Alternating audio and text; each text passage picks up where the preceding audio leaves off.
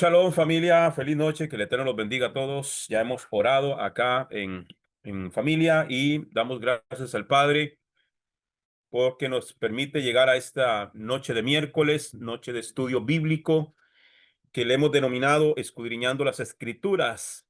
Les recuerdo que hemos iniciado un tema, un seminario como tal, que le hemos denominado Pablo y la ley. Estamos en el segundo tema. De ese segundo tema, estamos hoy para la segunda parte de este segundo tema. Este segundo tema se titula La prueba de Deuteronomios 13. Vamos a hacer rápidamente un repaso de lo que vimos la semana anterior, que dicho sea de paso, ya está en nuestro canal de YouTube, Roe William Castro. Ahí se encuentra una lista, hay un playlist que estamos haciendo. Se encuentran dos videos. El primero que utilizamos como introducción, que se llama Pablo y la ley, y la primera parte de la prueba de Deuteronomios 13. Así que visítenos y compártalo, hermanos, también. Y por favor, déjele su like, deje un comentario, distribuya el mensaje. El like, el dedito arriba, hermano, esto, el algoritmo de YouTube nos ayuda para poder alcanzar más vidas, porque YouTube lo que le interesa es poner su publicidad en los videos y que la gente pueda verlo. Entre más la gente lo vea, pues a ellos les sirve. A nosotros nos sirve en el sentido de que yo no estoy ganando absolutamente nada con YouTube, no gano un centavo, pero lo que nos interesa es que el mensaje llegue, que la verdad de la palabra llegue. Amén. Ese es nuestro interés. Esa es nuestra función y por eso es que estamos subiendo cada una de las enseñanzas, tanto de los miércoles como de los diferentes días que tenemos de enseñanza, para que el mensaje llegue con más, hacia más personas. Amén. De entre la gran gama de maestros que hay en YouTube también, creo que todos cumplimos una función y queremos cumplir la nuestra de la mejor manera también para que muchas personas puedan venir al conocimiento de la verdad. Bien, rápidamente, estuvimos viendo el primer tema que tocamos fue Pablo y la ley. Explicamos un poquito sobre por qué Pablo y la ley, ¿verdad? Porque Pablo es de los escritores dentro de las páginas de la Biblia que es muy mal interpretado, muy mal entendido. Amén. Recordemos que, como dice el escritor John Walton, que la Biblia fue escrita para nosotros, pero no a nosotros. Quiere decir que la Biblia no estaba enfocada en nuestra cultura, ni en nuestro idioma, ni en nuestros dialectos, ni en nuestras formas de hablar. Entonces tenemos que aprender a quién era la audiencia original. Hay palabras que se conocen como hebraísmos, formas de hablar. Amén. Entonces, si no le entendemos desde el contexto cultural la palabra, entonces no vamos a entender muchas cosas o la vamos a malinterpretar y acomodarlo a nuestra conveniencia, que es desgraciadamente lo que muchas personas han hecho. Eso se llama eisegesis. Amén.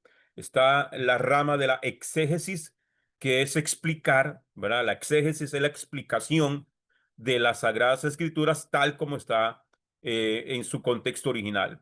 Cuando hacemos eisegesis es agarrar esas escrituras y explicarlas y aplicarlas de la manera que yo quiero o que yo creo.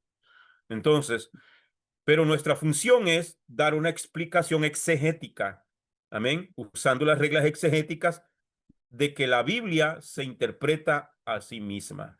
Entonces, en eso estamos basados nosotros en nuestros estudios desde el contexto original de las Sagradas Escrituras. Recordemos que en las páginas de la Biblia vamos a encontrar sobre todo tres idiomas en particular.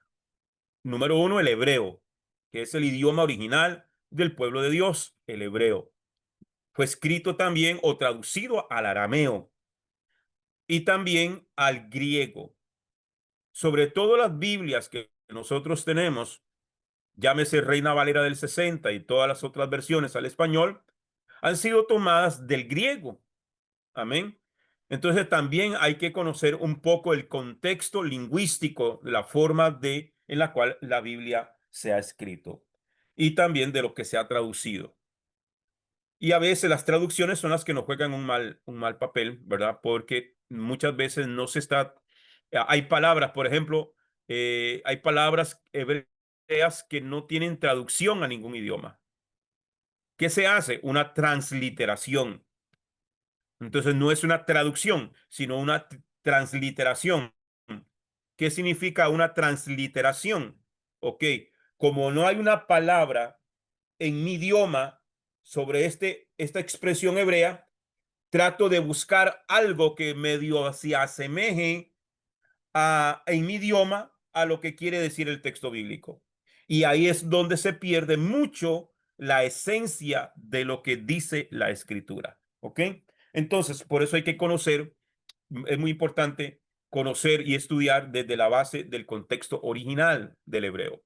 Bien, en esta de la prueba de Deuteronomios 13, amén, estuvimos hablando sobre todo de el arresto y enjuiciamiento de Esteban. Amén.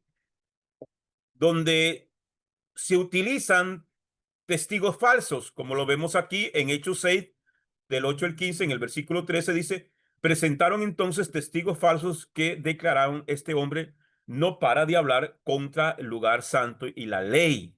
¿Ok? Aquí la palabra clave es testigos falsos. Basado en esos testigos falsos, se enjuicia a Esteban y se le condena a la muerte. Amén. Basado en lo que dice Deuteronomios 13. Amén. Basado en lo que dice Deuteronomios 13. Vamos a retomarlo. Deuteronomios capítulo 13, versículos del 1 al 5.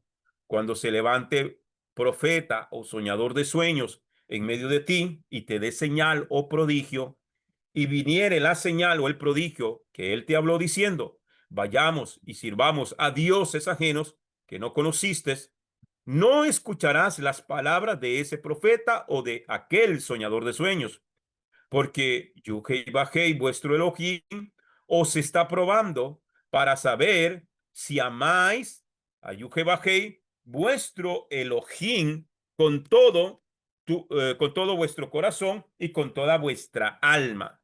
¿Ok?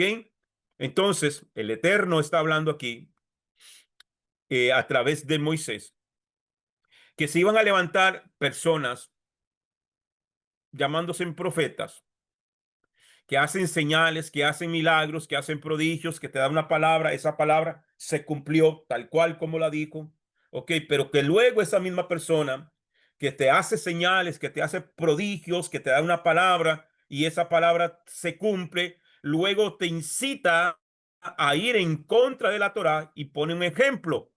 ¿Cuál ejemplo? Si luego esa persona que te dio la palabra, que se cumplió, que te hizo el milagro, que te sanó, que lo que sea, te dice, vamos y adoremos a otros dioses, ese es un profeta falso.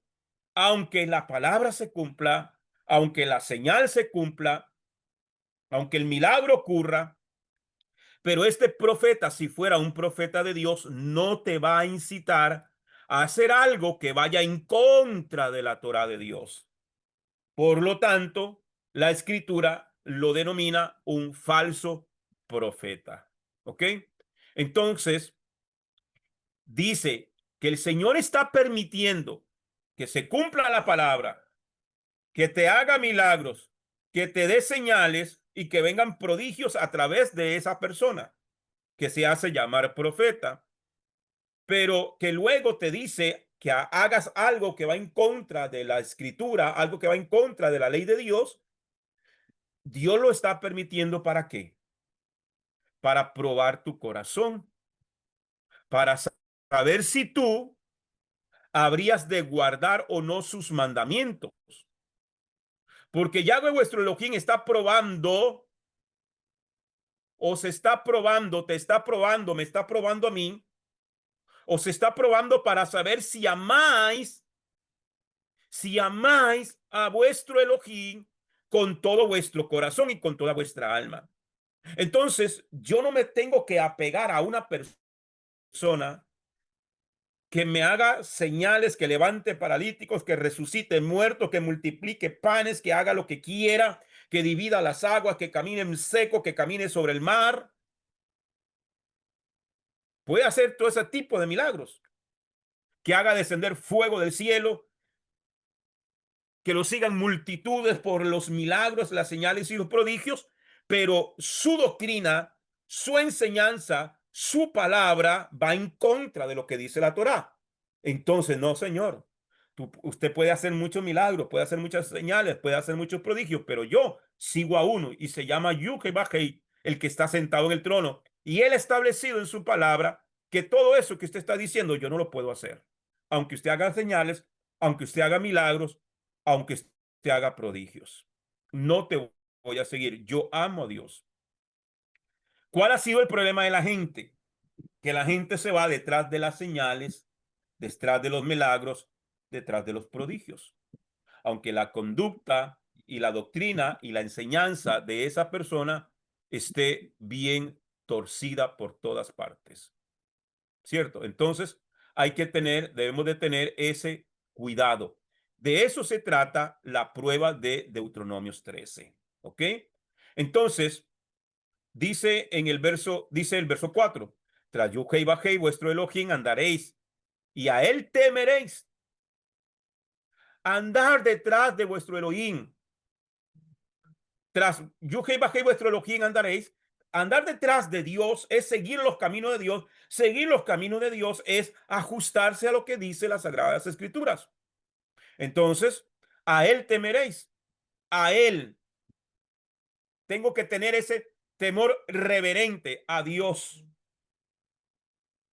Yo a los hombres, a nuestros maestros, nuestros pastores y todo lo que usted, como usted quiere llamarlo, los amamos y los debemos de respetar, sí.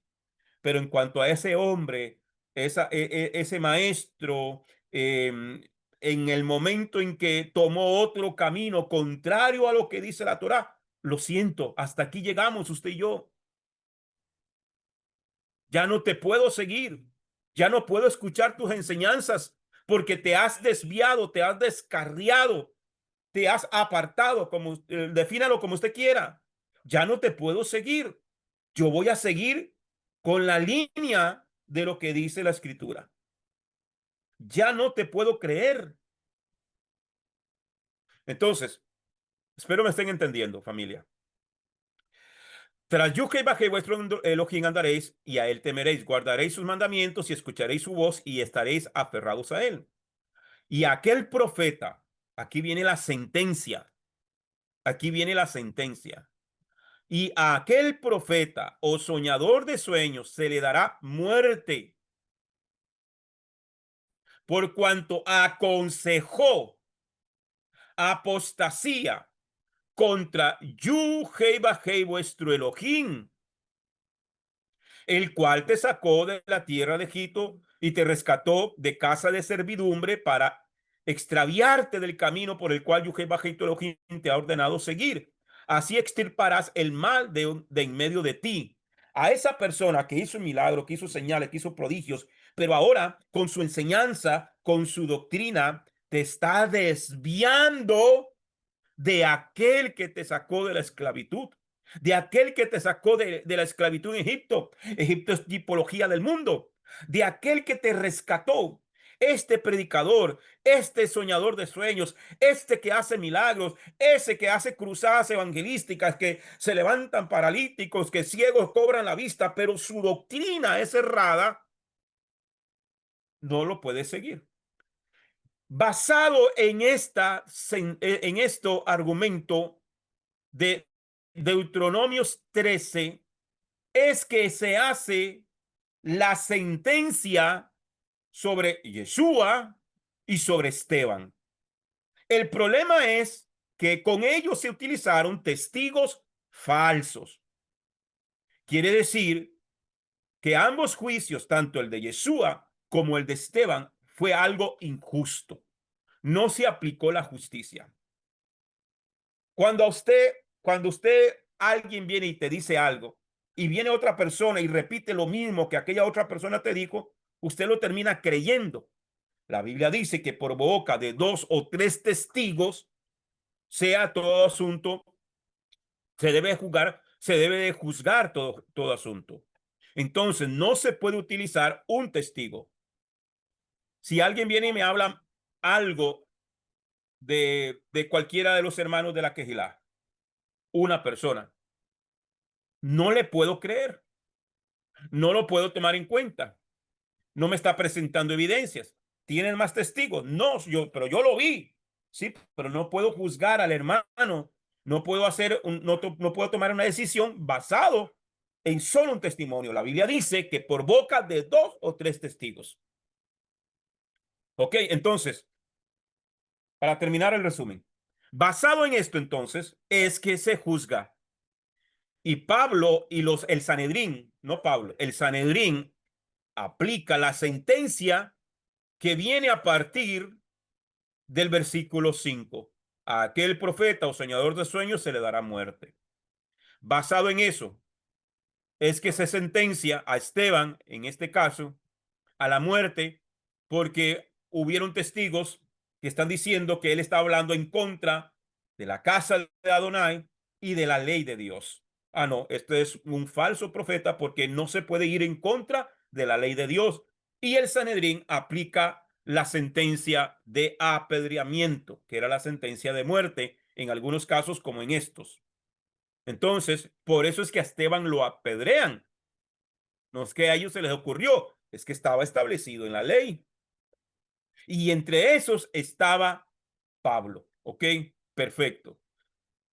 Espero que el resumen, me extendí mucho con el resumen, pero espero que se haya entendido. Entonces, ya esto lo vimos. Vamos a avanzar para poder eh, terminarlo hoy, este tema. Ok. La obra de los falsos maestros. Ezequiel capítulo 22. Ezequiel capítulo 22. Yo espero que usted vaya tomando nota. Ya les compartí el PDF. Creo que lo compartí 2 veces inclusive en el grupo de WhatsApp. Amén. Entonces dice Ezequiel 22, 25 al 28.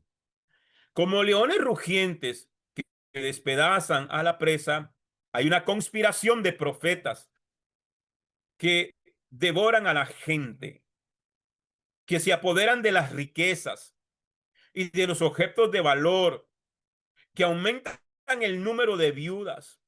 Sus sacerdotes violan mi ley y profanan mis objetos sagrados. Ellos no hacen distinción entre lo sagrado y lo profano, ni enseñan a otros la diferencia entre lo puro y lo impuro. Tampoco les prestan atención a mis Shabbat, a mis Shabbatot, a mis Shabbat. Y he sido profanado entre ellos. Los jefes de las ciudades son como lobos que desgarran a su presa. Siempre están listos para derramar sangre, para destruir vidas, con tal de lograr ganancias injustas. Oiga bien, los profetas todo lo blanquean mediante visiones falsas y, y predicciones mentirosas. Alegan que lo ha dicho el Señor omnipotente, cuando en realidad el Señor no les ha dicho nada. Mire qué tremenda esta palabra del profeta Ezequiel, del Eterno, a través del profeta Ezequiel. Habla de la conspiración de los profetas que devoran a la gente. Todas estas personas, hermano, todas estas gentes que salen en redes sociales, que salen que se paran en púlpitos, que llaman a la gente, y como es profeta, se le paran al oído, y la famosa frase, que es la frase cliché de todos estos profetas. Así te dice el Señor, siervo mío, sierva mía. Así te dice el Señor, hijo mío. Así te dice el Señor, hija mía. Dios te va a bendecir, Dios te dará casa, Dios te dará carro. Veo la gloria de Dios. Visiones falsas, predicciones mentirosas.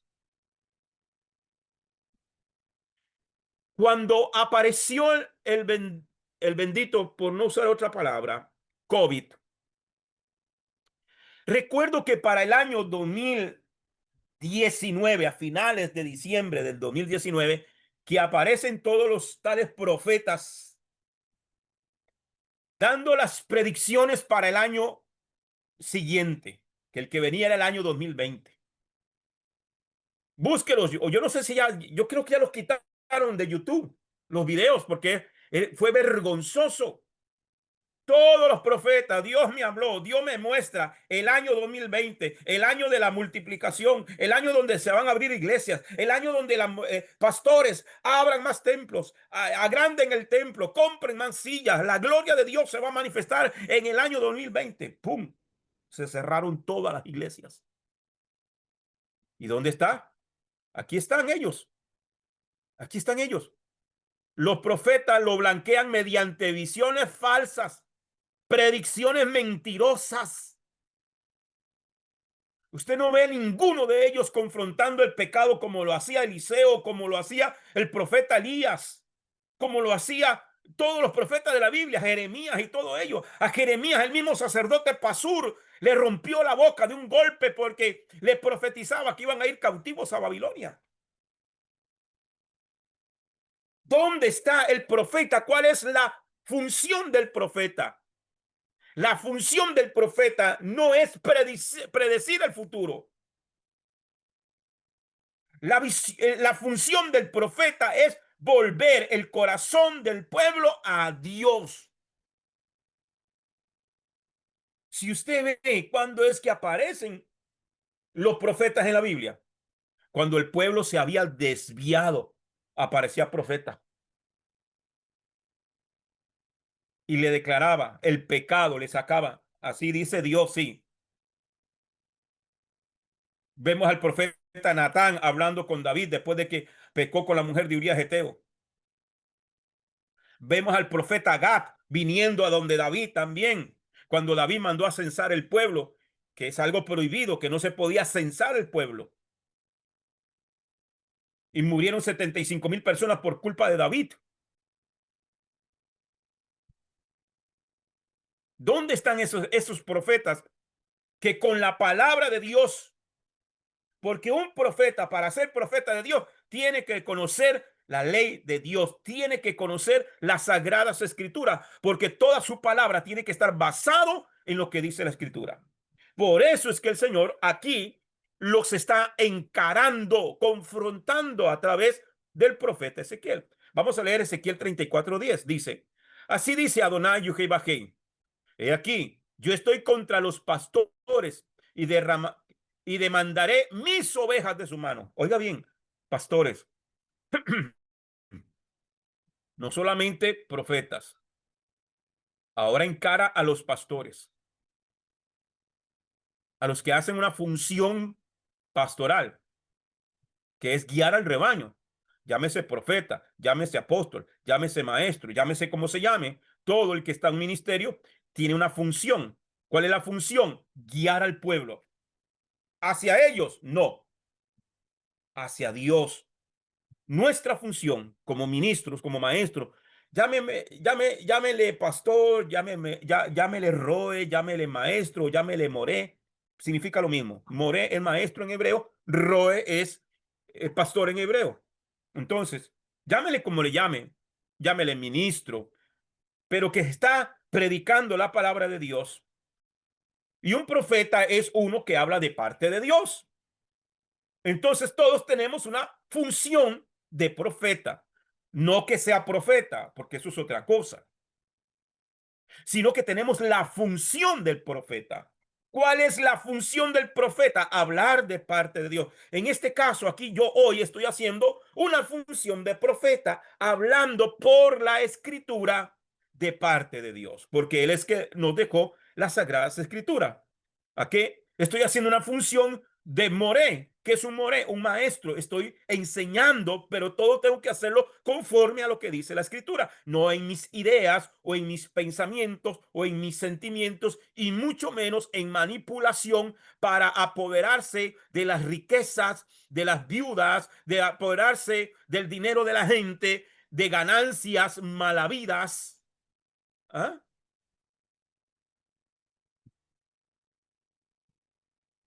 que se apoderan de las riquezas y de los objetos de valor. ¿Qué hace la gente? Pacte con Dios. ¿Quiere el milagro? Pacte con Dios. ¿Está enfermo? Pacte con Dios. Traiga el dinero, traiga el celular, traiga el carro, traiga la llave de su casa, tráigame los papeles. ¿Ah? O que aparezca perdón la expresión, que aparezca una vieja loca con un billete de $100 aquí en el oído y dice que que el billete le está hablando. Eso se llama esquizofrenia, manipulación. ¿Y dónde están los que traen la ofrenda de $1,000? ¿Dónde están los que traen la ofrenda de $500? ¿Dónde están? Que vengan, que pasen. Esos son falsos profetas.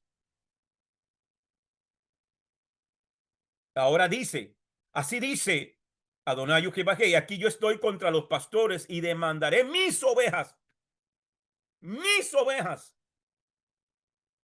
El problema es que el hombre se ha apoderado de algo que le pertenece a Dios, que Dios nos la confió a nosotros para que se la cuidemos, pero no son mis ovejas, son las ovejas de Dios.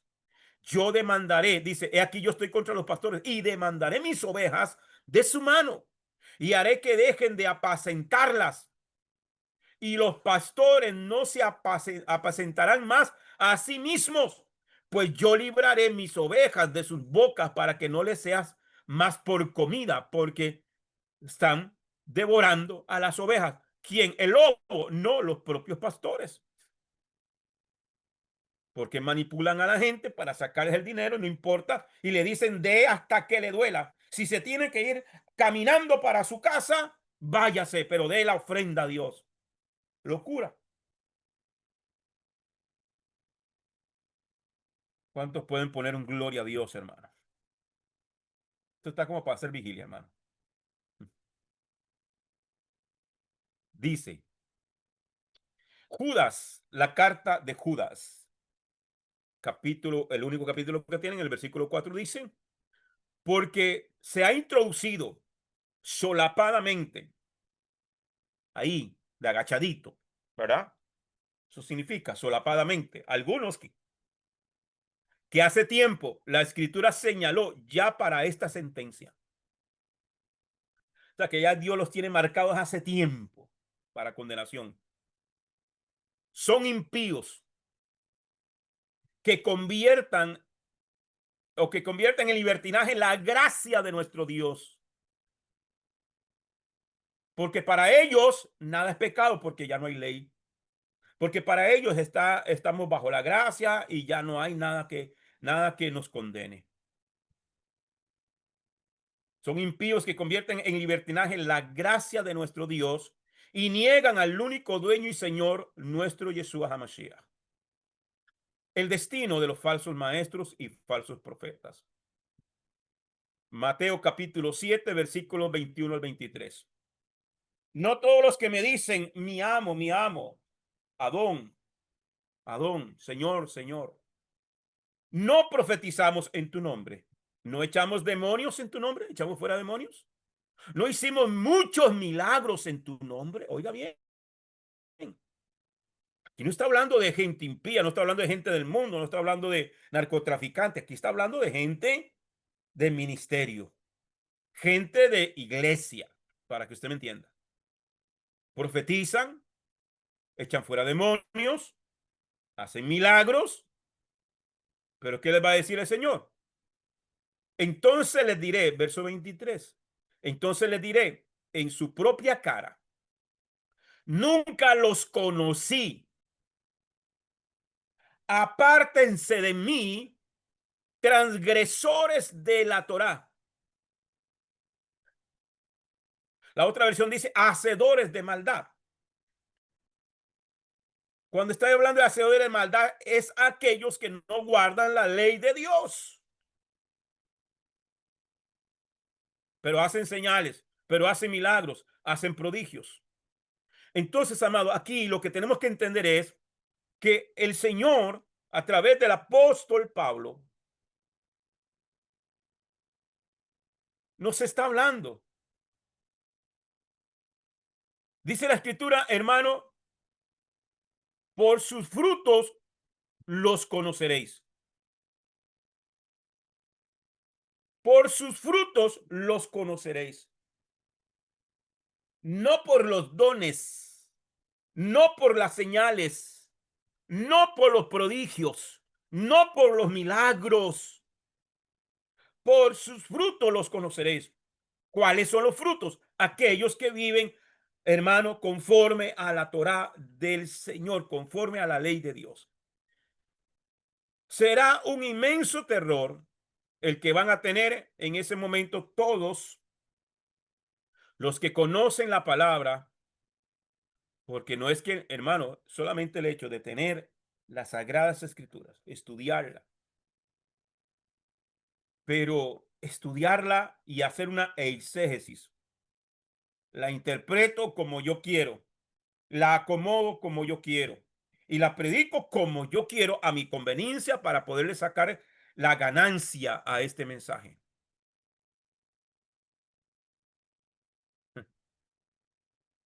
Hay gente, hermano, mire, yo tengo 34 años de estar en el ministerio, aproximadamente, más o menos. He visto gente, hermano, en los principios de los noventas, finales de los 80, principios de los noventas, cuando yo iniciaba en el ministerio, hermano, habían hombres que traían, le presentaban al pastor un catálogo de mensajes y le ponían hasta precio. Este mensaje vale tanto. Este mensaje tanto. La ofrenda tiene que ser de tanto. La bendición tiene que ser de tanto. Porque no le decían que vale tanto, sino así era el dialecto de ellos. Y muchos pastores le decían a gente, hermano, háblenme del diezmo, por favor, porque esta gente no está diezmando. Ah, hermano, yo tengo este mensaje y les voy a sacar hasta el menudo. Pero eso sí, hermano, nos vamos a media con lo que se recoja esa noche. Sí, hermano, los he visto, los he conocido.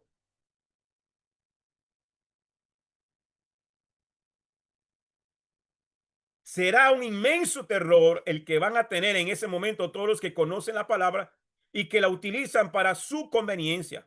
Los que dicen que los mandamientos de Adonai ya no son para nosotros, que solamente son para los judíos. Los que enseñan a los demás a apartarse de la Torá o de la ley de Dios, como usted quiera verlo. Todos ellos, por más milagros, por más señales, liberaciones o lo que sea que hayan hecho, aún en el nombre de Yeshua o de Jesús, como usted quiera llamarlo, serán desechados de la presencia de aquel Señor al que ellos tanto se jactaban servir. En tu nombre, en tu nombre, en tu nombre. El Señor les va a decir, apártense de mí, transgresores de la Torá. Apártense de mí, hacedores de maldad. No podemos decir que tenemos fe en Yeshua y al mismo tiempo no aplicar todo lo que la Biblia dice a nuestras vidas y solamente quedarnos con el Nuevo Testamento.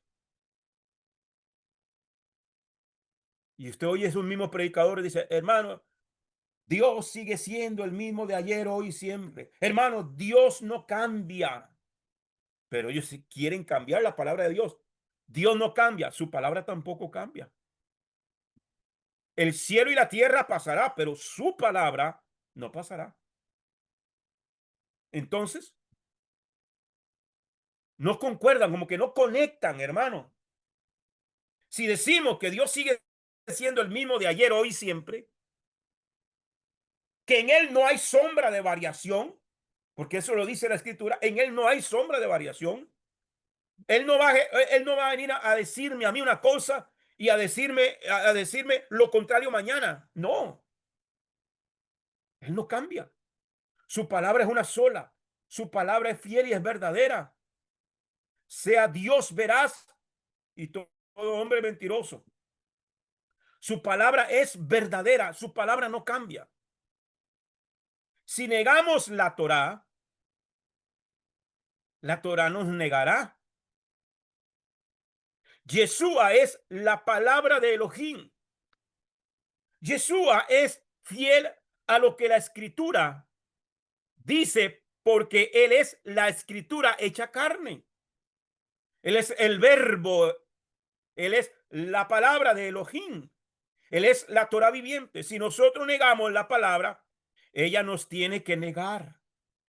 Porque si nosotros negamos la palabra de Elohim, Yeshua, si nosotros negamos la palabra de Elohim y Yeshua no nos negara, entonces Yeshua sería culpable de negar la palabra y por ende se negaría a sí mismo.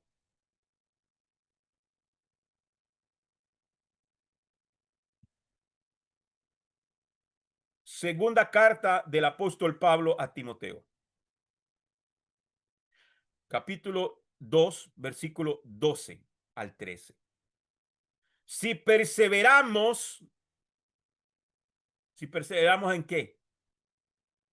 En su palabra, en su doctrina, en su camino, en su santidad. Si perseveramos, también reinaremos con él. Si le negamos, él también nos negará. Si somos infieles, él permanece fiel, pues él no puede negarse a sí mismo. ¿Por qué? Porque él es la palabra viva. Si somos infieles, hermanos, no, hermanos, Dios sabe que y oramos y orábamos, hermanos. Señor, tú sabes que yo te fallé, Señor, pero bendíceme, pues tu palabra dice, Señor, que aunque seamos, no a ti. Él permanece fiel no al que se aparta de la escritura. Él permanece fiel al que está con él basado en la escritura. Y si tú eres infiel a esa palabra, él permanece fiel. Él no se puede negar a sí mismo.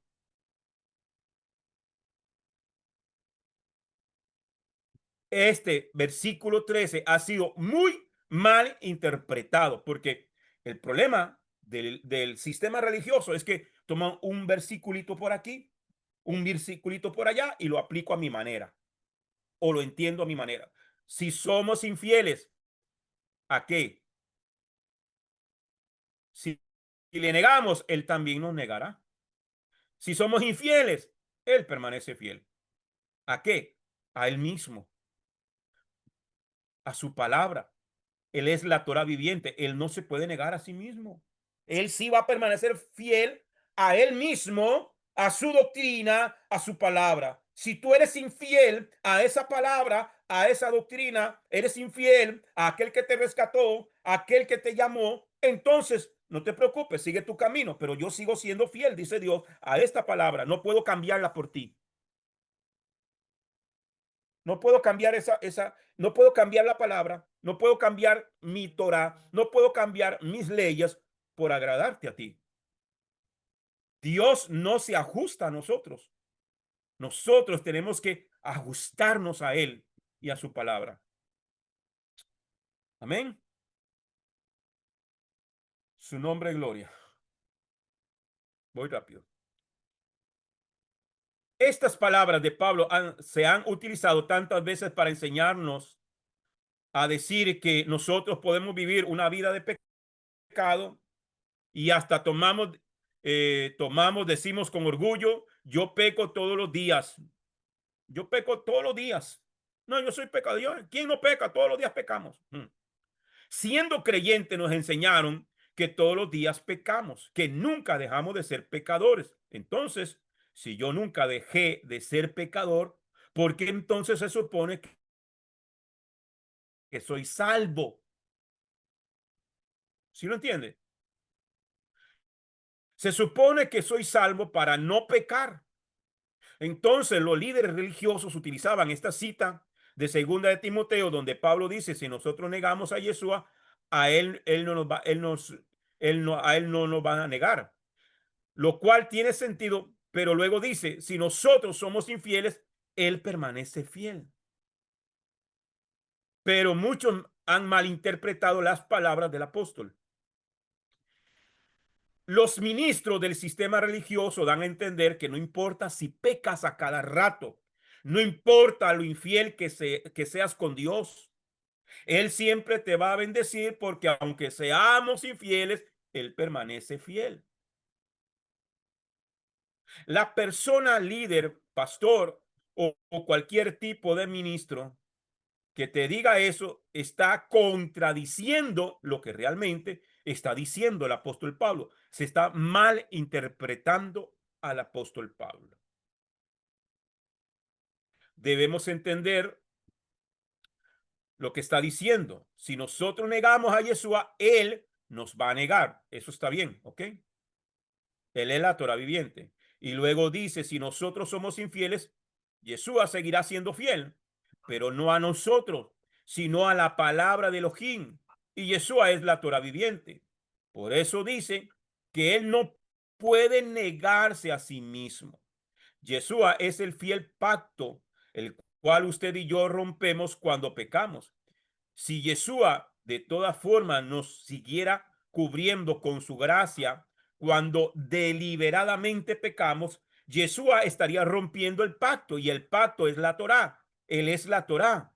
Yeshua se negaría a sí mismo si para salvar tu pellejo él tuviera que negar la Torá. Él no va a cambiar la palabra. Él no va a cambiar sus leyes. Él no va a cambiar sus preceptos. Por eso dice, aunque seamos infieles, Él permanece fiel. Otro texto fuera de contexto que se utiliza mucho. Primera de Juan, capítulo 2, versículo 1. Hijitos míos, os escribo esto para que no pequéis. Pero si alguno peca, tenemos a uno que abogue ante el Padre, a Yeshua Hamashiach el justo. Muchos utilizan este texto fuera de contexto para decir que no importa las veces que peques, igual tenemos abogado delante del Padre. Sí, pero eso se aplica para pecados por hierro, pecados involuntarios.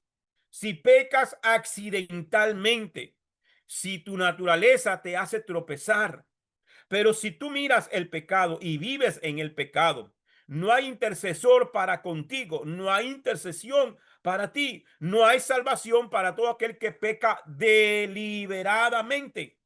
¿Qué es pecar deliberadamente? Sabiendo que aquello es pecado y yo lo hago, sabiendo que a ese acto que voy a hacer va en contra de la ley de Dios, pero de igual manera me dio la gana de hacerlo, me dio la gana de pecar. Sí, yo sé que Dios dice que esto no hay que hacerlo, pero yo quiero hacerlo. Eso es rebelión, eso es ir en contra de lo que dice la Sagrada Escritura, eso es ir en contra de lo que dice la Torá. Entonces, cuando hacemos actos por hierro, ¿ya? Pero no deliberadamente. Se aplica entonces primera de Juan 2:1. Pero si tú miras el pecado y vives en él, no hay intercesor para contigo, no hay intercesión para ti, no hay salvación para todo aquel que peca deliberadamente. Es tiempo que dejemos las niñerías. Ya deje de estar creyendo que usted puede decir ser salvo y al mismo tiempo decir yo peco. Eso es una mala doctrina. Porque cuando yo soy débil, entonces Él es fuerte sobre mí. Que tu gracia sea sobre mí. Esas son mentiras del diablo que le han enseñado a la gente. Amén. Y utilizan a Pablo para justificarse. Pablo es un hombre muy severo respecto de lo que pensaba sobre el pecar. Después de ser salvo, no puede decir que pecas y decir que eres salvo al mismo tiempo. No hay liberación, no hay salvación, no hay perdón de pecados para aquellas personas que saben lo que significa el pecado y lo siguen haciendo. Una cosa es la ignorancia de nuestro pasado, pero ahora con el conocimiento, seguir en el pecado del pasado. ¿Sí lo entiende? Hebreos capítulo 10, versículo 26 al 31 dice, advertencia al que peca deliberadamente. Ya les expliqué qué es deliberadamente, hacerlo voluntariamente. Porque si continuamos pecando voluntariosamente, eso es deliberadamente, voluntariamente, después de haber recibido el conocimiento de la verdad, ok, yo pequé allá, pero no sabía, no tenía el conocimiento, lo miraba hasta normal. Borracheras, normal. Adúltero, eso es normal en el mundo. Drogadicto, eso es normal. Ladrón, no, es normal. Pero ya conociendo la verdad, ya no queda más sacrificios por el pecado, sino una horrenda expectativa de juicio y de fuego ardiente que ha de devorar a los adversarios. Cualquiera que desecha la Torá de Moshe muere sin compasión por el testimonio de dos o tres testigos. ¿Cuánto mayor castigo piensan que merecerá al que haya pisoteado al Hijo de Elohim y haya considerado de poca importancia la sangre del pacto por la cual quedó santificado y haya insultado al Espíritu de gracia? Porque conocemos al que ha dicho, mía es la venganza, yo daré la retribución o yo daré el pago. Y otra vez, Jehová juzgará a su pueblo. Horrenda cosa es caer en las manos del Dios vivo. ¿Para quién se aplica esto? Para el que peca deliberadamente. Conozco ahora, tenemos el conocimiento de las Sagradas Escrituras, conocemos ahora que quebrantar el Shabbat es pecado. Conocemos que adulterar, que fornicar, todo lo que usted quiera, que no guardar los moedín, hermano, que todo eso va en contra de la voluntad de la ley de Dios. Pero aún así lo quiero hacer. Te van a decir aquí, horrenda cosa es caer en las manos del Dios vivo. Segunda de Pedro, capítulo 2, versículo 20 al 22.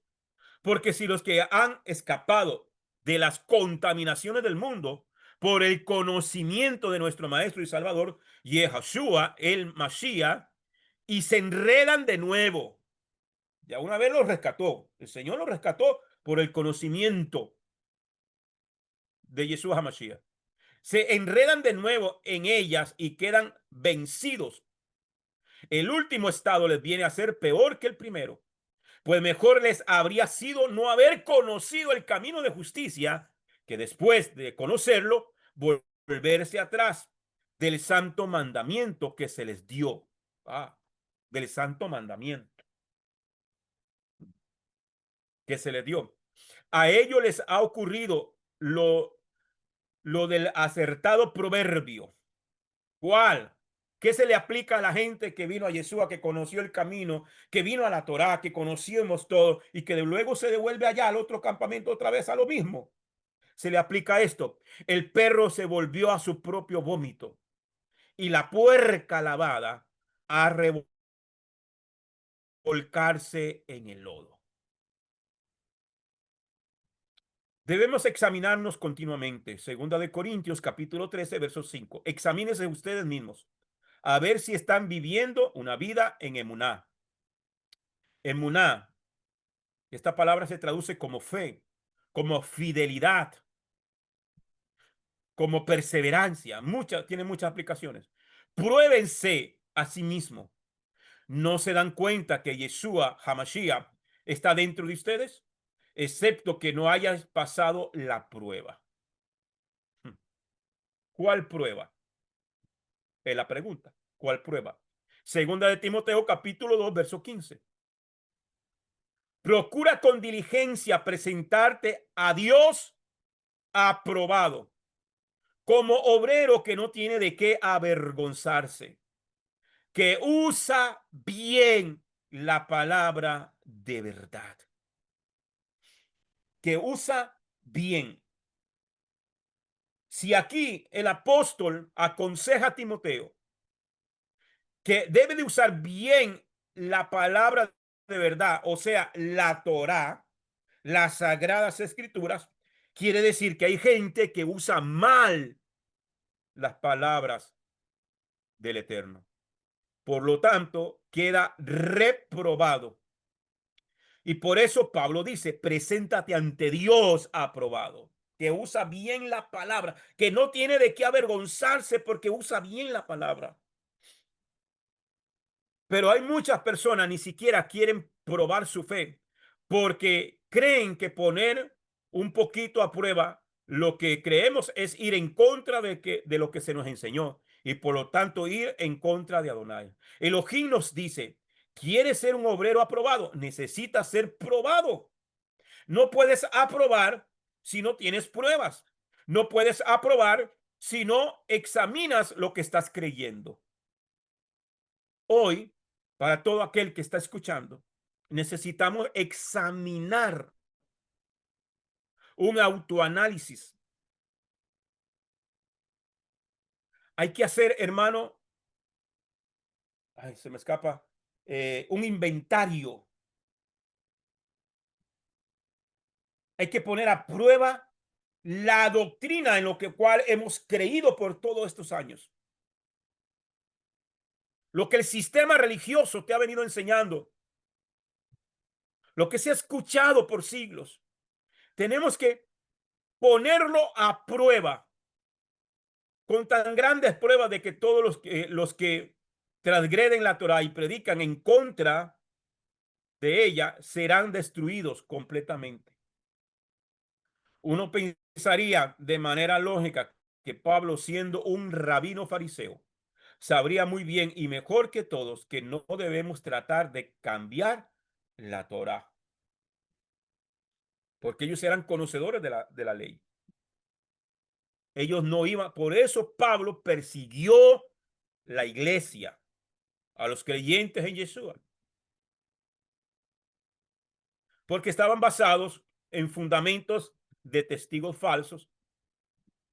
Y por eso es que Mashiach se tiene que revelar a Pablo y tumbarlo al suelo.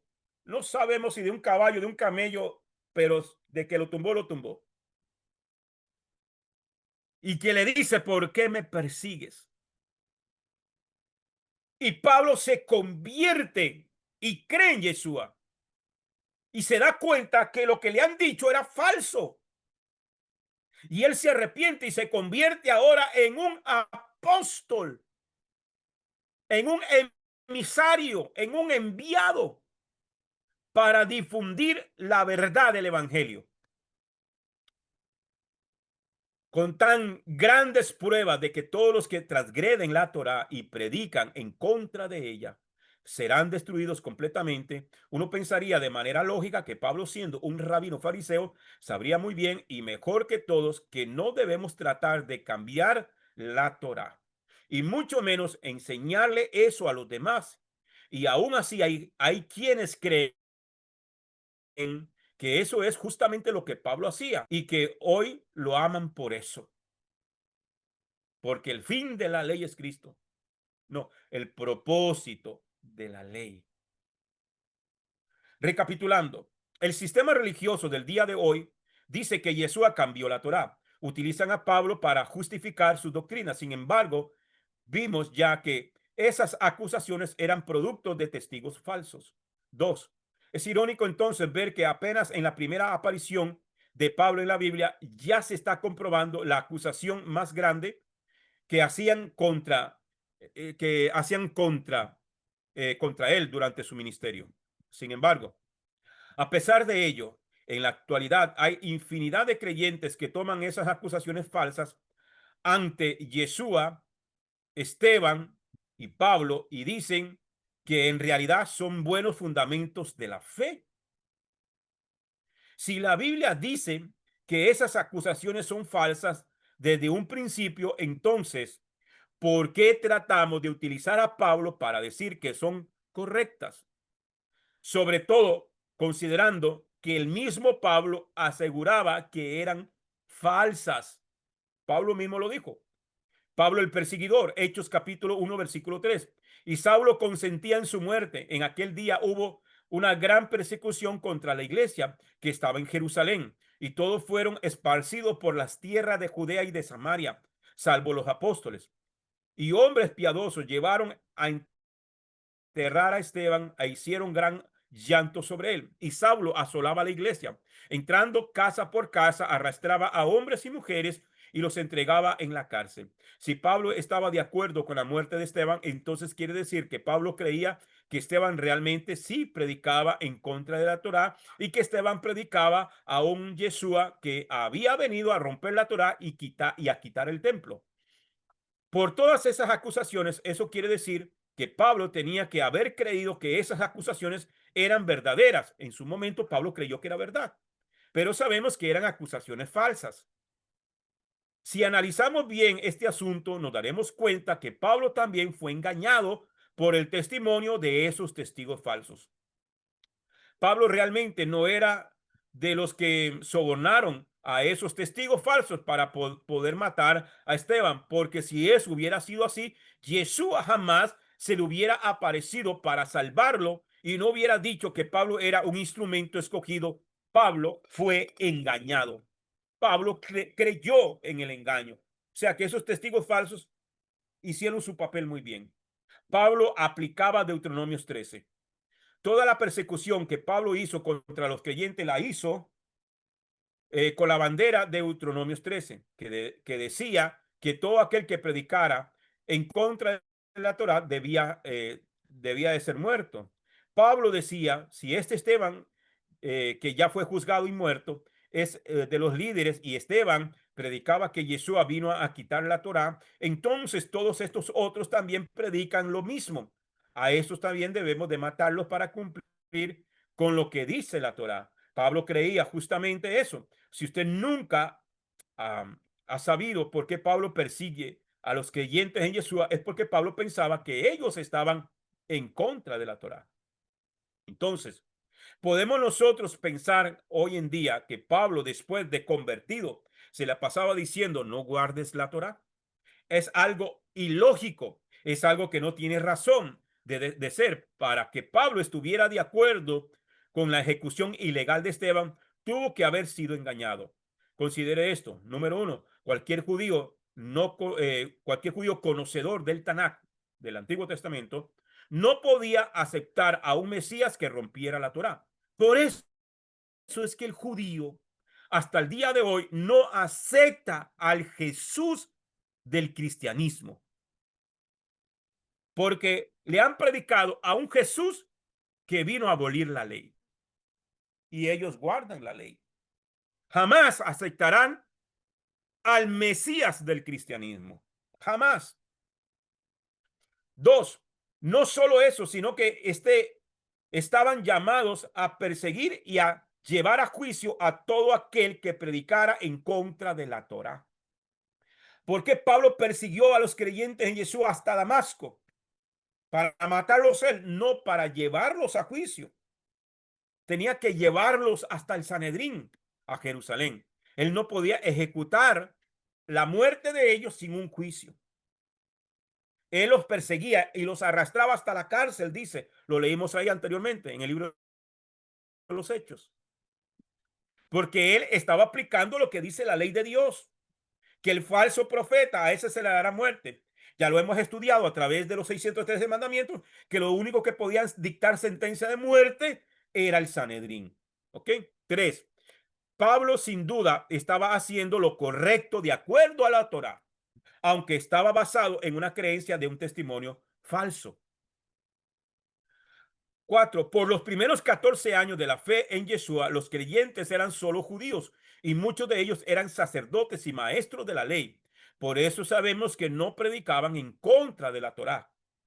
Oiga bien, Hechos 6:7, la palabra de Dios iba creciendo en Jerusalén, se multiplicó considerablemente el número de los discípulos, y multitud de sacerdotes iban aceptando la fe. Sacerdotes, levitas. Cuando habla de sacerdotes, no está hablando de sacerdotes católicos ni de otras religiones. No, está hablando de los sacerdotes del templo, sacerdotes de Adonai, levitas, descendientes de Aarón. creyeron en Yeshua. Si Yeshua predicara en contra de la Torá, estos sacerdotes jamás hubiesen creído en él. Por eso es que nosotros podemos tener certeza que no estaban predicando en contra de la Torá. ¿Usted cree que cuando dice y muchos sacerdotes obedecían la fe en Yeshua, lo iban a hacer a cambio de ya no guardar la ley? Jamás. 5. Pablo era el instrumento escogido, lo que significa que para que se detuviera toda su persecución, solo una persona podía intervenir. Esa persona era Yeshua mismo. La conversión de Pablo. Hermano, si me dan 5 minuticos más para Sí, terminar claro, este claro. tema hoy. No lo puedo a mí, ¿no? Si alguno tiene que irse si alguno tiene que irse por algún motivo, no hay problema, pero necesito terminarlo hoy. La conversión de Sigamos, Pablo. Paz, sigamos, Hechos sigamos. capítulo 9, versículos del 1 al 5. Amén. Hechos del 9 del 1 al 5. Entre tanto, Saulo, respirando todavía amenazas y muertes contra los discípulos del Señor, se presentó al sumo sacerdote. ¿Por qué Pablo respirando todavía amenazas y muertes? Porque era lo que decía la Torá, lo que decía Deuteronomio 13. Aquel que predica en contra de la Torá tiene que darle muerte. Así se va a acabar eso, ¿ok? Entonces, dice, entre tanto Saulo, respirando todavía amenazas y muertes contra los discípulos del Señor, se presentó al sumo sacerdote y le pidió cartas para las sinagogas de Damasco para que si encontraba algunos seguidores del camino, que ellos no se llamaban cristianos, ellos no se llamaban cristianos, ellos se llamaban los del camino, hombres o mujeres, los pudieran llevar atados a Jerusalén. Ve que él no los mataba. La gente dice, es que Pablo era un asesino. No, Pablo no los mataba. Pablo era un oficial del Sanedrín, un policía, por decirlo de alguna manera, que iba y los arrestaba y los presentaba a Jerusalén. ¿Por qué a Jerusalén? Porque en Jerusalén estaba el gran Sanedrín, que eran los únicos que podían dictarle sentencia de muerte a los falsos profetas o a los pecadores que iban en contra de la Torá. Versículo 3. Sucedió que yendo de camino, cuando estaba cerca de Damasco, de repente le rodeó una luz venida del cielo. Cayó en tierra y oyó una voz que le decía, Saúl, Saúl, ¿por qué me persigues? Él respondió, esta versión no dice, pero le habló en lengua hebrea. Él respondió, ¿quién eres, Señor? Y él dijo, yo soy Yeshua. Uf, me dan ganas de llorar cuando oigo esto.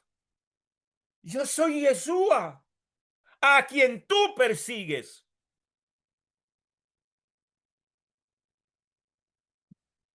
Versículo 20. Y enseguida se puso a predicar a Yeshua en las sinagogas, que él era el Hijo de Dios. Todos los que lo oían quedaban atónitos y decían, no es este el que en Jerusalén perseguía encarnecidamente a los que invocaban ese nombre, y no ha venido aquí con el objeto de llevarlos atados a los sumos sacerdotes, a los de Sanedrín. Pero Saulo se crecía, se, se crecía y confundía a los judíos que vivían en Damasco, demostrándoles que aquel era el Mesías. Predicaba de Yeshua. Estos judíos que estaban en Damasco dicen, pero este vino con cartas del Sanedrín, con cartas del sumo sacerdote para llevar preso a los que creían en este hombre y ahora está predicando de él. Estaban confundidos. Al cabo, versículo 23, al cabo de bastante tiempo, los judíos tomaron la decisión de matarle. ¿Por qué los judíos que estaban en Damasco, de la sinagoga de Damasco, querían matar a Pablo? Porque ahora Pablo predicaba de aquel Yeshua, que ellos también creían que este Yeshua había quebrantado la ley de Dios. ¿Por qué querían matar a Pablo? Se ha puesto a pensar por qué perseguían a Pablo. Recordemos que debido a los testigos falsos que acusaron a Esteban, habían muchos que seguían pensando que los creyentes en Yeshua predicaban que la Torá debía ser quitada. Y ahora Pablo era uno de esos. Pero Yeshua se le presentó a Pablo, pero no se lo presentó a los demás judíos. Entonces Saulo de Tarso fue confrontado y entendió que sin duda que él estaba persiguiendo a Yeshua y que Yeshua no rompía la Torá y que Esteban tampoco. Por eso es que él se arrepintió y dejó de perseguir a los creyentes en Yeshua y se convirtió en uno de ellos y empezó a predicar con las escrituras que Yeshua es el Mesías. Si usted quiere saber por qué Pablo es el instrumento escogido, necesita entender que Pablo era un rabino sumamente calificado y con un conocimiento del Tanakh como ningún otro. Por eso es que Yeshua decía, este es el instrumento escogido, un hombre con un celo por la Torá, con una convicción tal que él mismo dice, en cuanto al celo, el celo de la Torá. Yo fui perseguidor de los creyentes. Declaró que tenía celos sobre la escritura. ¿Por qué? Pablo pensaba que perseguir a los creyentes era lo correcto porque según Deuteronomios 13, todo aquel que va en contra de la Torá debe morir. Pablo estaba, Pablo pensaba que estos creyentes en Yeshua, por las mentiras que le hicieron creer sobre Esteban, estos creyentes al parecer rompían la Torá también. Y cuando él empieza a predicar de Yeshua, los demás dijeron, a este ya es igual que este Esteban. Y como creían que Esteban era uno que estaba en contra de la Torá y que Yeshua estaba en contra de la Torá, dijeron, Pablo ahora está en contra de la Torá. Y Saulo de Tarso rompe Deuteronomios 13. Saulo de Tarso debe morir. Y hoy en día, como hay un total desconocimiento dentro del cristianismo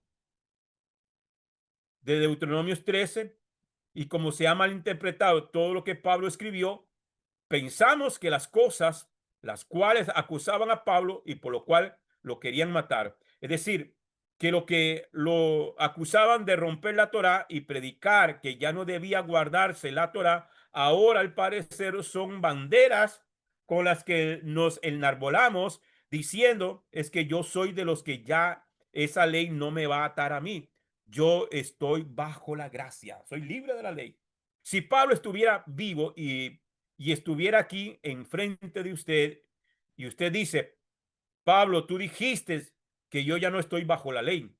Pablo sería el primero en acusarlo a usted de romper Deuteronomios 13. Y Pablo tendría la obligación de matarlo o de presentarlo para darle muerte. El sistema religioso el día de hoy rompe Deuteronomios 13. El sistema religioso y todos los que me están escuchando y todos tienen mi número y tienen mi correo electrónico. Si alguno quiere discutirlo conmigo, con mucho gusto, podemos conversarlo.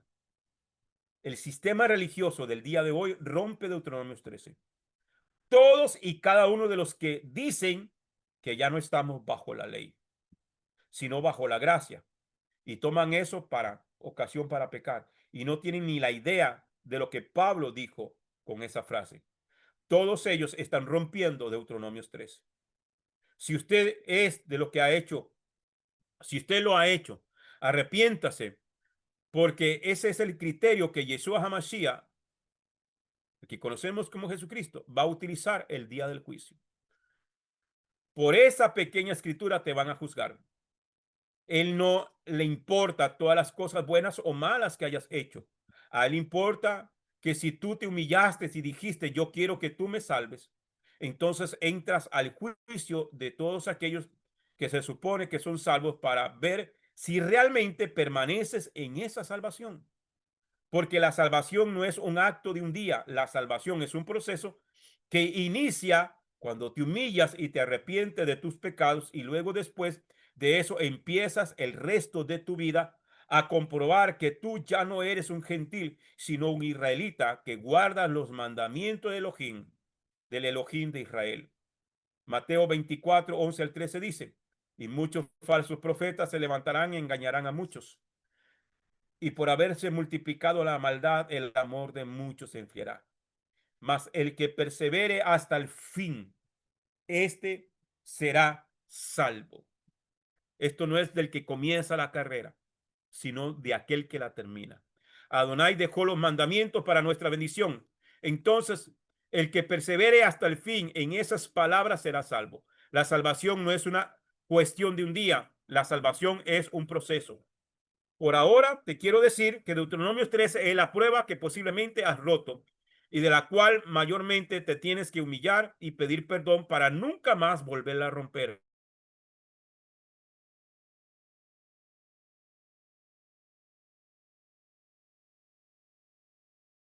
A cualquiera que te predique, sin importar quién sea, que te den señales, profecías y milagros, pero con su proceder y aún con sus palabras te dirige a algo que no está en la escritura y que no es lo que el Elohim de la escritura te está diciendo, estarías rompiendo Deuteronomios 13 y usted no debería escucharle.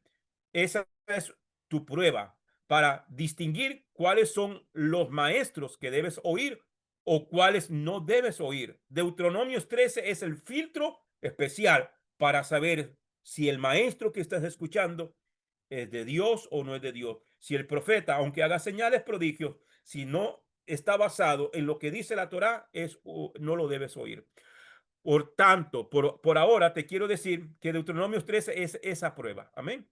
La prueba que posiblemente has roto y que todos debemos, hermano, de poner a prueba a cada predicador, a mí y a todos. Amén. Si alguno de nosotros te damos señales, profecías y milagros, pero con nuestro proceder y aún con nuestras palabras te dirigimos a algo que no está alineado con las sagradas escrituras y que no es lo que Dios de las escrituras está diciendo, nosotros rompemos Deuteronomio 13 y usted no debería estar escuchando esta prueba. Esta es tu prueba para distinguir cuáles son los maestros que debes oír. Primera de Pedro, capítulo 4, versículo 11 dice, si alguno habla,